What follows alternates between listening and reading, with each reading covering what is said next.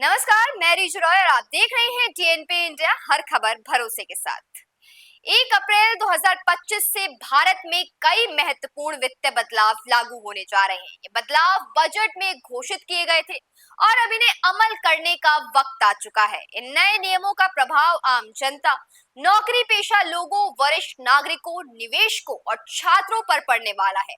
तो आइए इन 6 बड़े बदलाव को आसान भाषा में समझने की कोशिश करते हैं।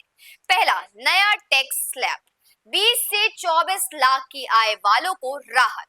तो आखिर इससे क्या बदलने वाला है? अब नई टैक्स व्यवस्था के तहत 12 लाख रुपए तक की आय पर कोई टैक्स नहीं लगेगा।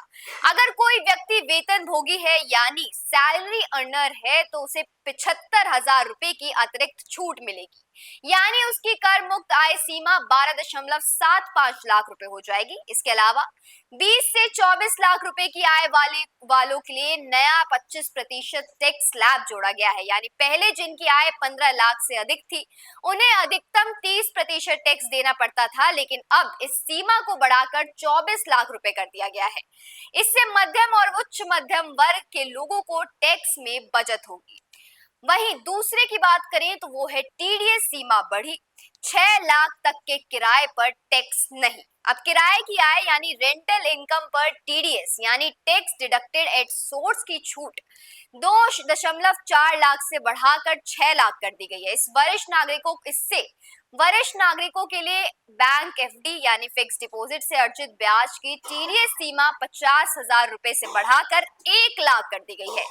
प्रोफेशनल सेवाओं पर टीडीएस की सीमा 30,000 से बढ़ाकर 50,000 रुपए कर दी गई है। ऐसे में अब कम आय वालों के लिए ये बदलाव फायदेमंद होंगे, क्योंकि उनकी नकदी प्रभाव यानी कैश फ्लो बेहतर होगा और उन पर टीडीएस का बोझ कम होगा। तीसरा, विदेश में पढ़ाई के लिए भेजे जाने वाले पैसों पर राहत। पहले यदि कोई छात्र विदेश में पढ़ाई के लिए 7 लाख रुपए से अधिक भेजता था तो उसे 0.5% से 5% तक टीडीएस यानी टैक्स कलेक्टेड एट सोर्स देना पड़ता था। अब इस सीमा को 7 लाख से बढ़ाकर 10 लाख रुपए कर दिया गया है। इसका असर ये होगा कि अब माता पिता और छात्र 10 लाख रुपए तक की राशि बिना किसी अतिरिक्त टैक्स कटौती के भेज सकते हैं। इससे विदेश में पढ़ाई करने वाले छात्रों के परिवारों को राहत मिलेगी। चौथे पॉइंट की बात करें तो इसमें संशोधित रिटर्न यानी रिवाइज्ड रिटर्न दाखिल करने की समय सीमा बढ़ जाएगी। मतलब ये कि पहले यदि किसी व्यक्ति ने इनकम टैक्स रिटर्न यानी आईटीआर में कोई गलती की थी तो वो उसे 24 महीने के भीतर सुधार सकता है। अब ये सीमा बढ़ाकर 48 महीने कर दी गई है। लेकिन कुछ चीजों का यहाँ ध्यान रखना बेहद जरूरी हो जाता है। यदि 24 से 36 महीने के बीच रिटर्न संशोधित किया जाता है तो 60% अतिरिक्त टैक्स देना होगा। यदि 36 से 48 महीने के बीच संशोधित किया जाता है तो 70% अतिरिक्त टैक्स देना होगा। इसका असर ये होगा कि लोगों को अपनी गलतियां सुधारने के लिए अधिक समय मिलेगा, साथ ही वॉलेंट्री कॉम्प्लेंस बढ़ेगा, यानी लोग स्वयं ही सही ढंग से टैक्स भरने के लिए प्रेरित होंगे।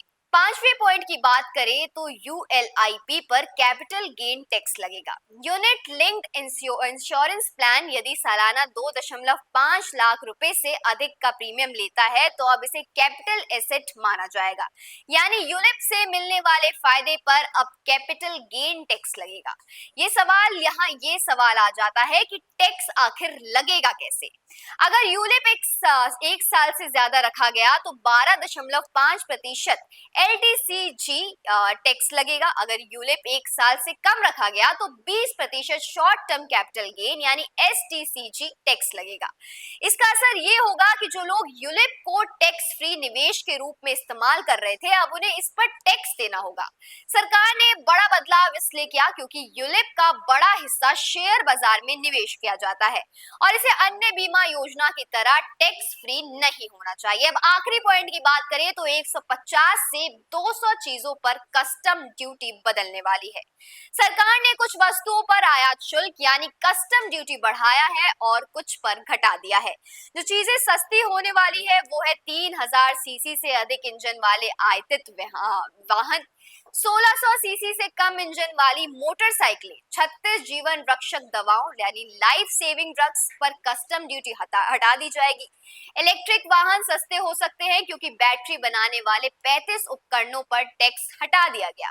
मोबाइल बैटरी के निर्माण से जुड़े 28 उपकरणों पर कस्टम ड्यूटी नहीं लगेगी। जो चीजें महंगी हो सकती है जैसे स्मार्ट मीटर, सोलर सेल, आयातित जूते, विदेशी मोमबत्तियां, पीवीसी फ्लेक्स फिल्म आदि। इसका असर ये होगा कि कुछ सामान सस्ते होंगे जिससे लोगों को राहत मिलेगी, वहीं कुछ वस्तुएं महंगी हो सकती है जो उपभोक्ताओं की जेब पर असर डाल सकती है। निष्कर्ष की बात करें तो 1 अप्रैल 2025 से लागू होने वाले ये 6 बड़े बदलाव आम लोगों की जिंदगी को सीधे प्रभावित करेंगे। नौकरी पेशा लोगों को टैक्स में राहत मिलेगी, किराए और बैंक एफडी पर टीडीएस कम होगा, विदेश में पढ़ाई के लिए पैसे भेजना आसान होगा और यूलिप पर टैक्स लगेगा। वहीं कस्टम ड्यूटी के कारण कुछ चीजें सस्ती होंगी तो कुछ महंगी। सरकार का कहना है कि इन बदलावों से कर प्रणाली पारदर्शी बनेगी और देश की अर्थव्यवस्था को मजबूती मिलेगी।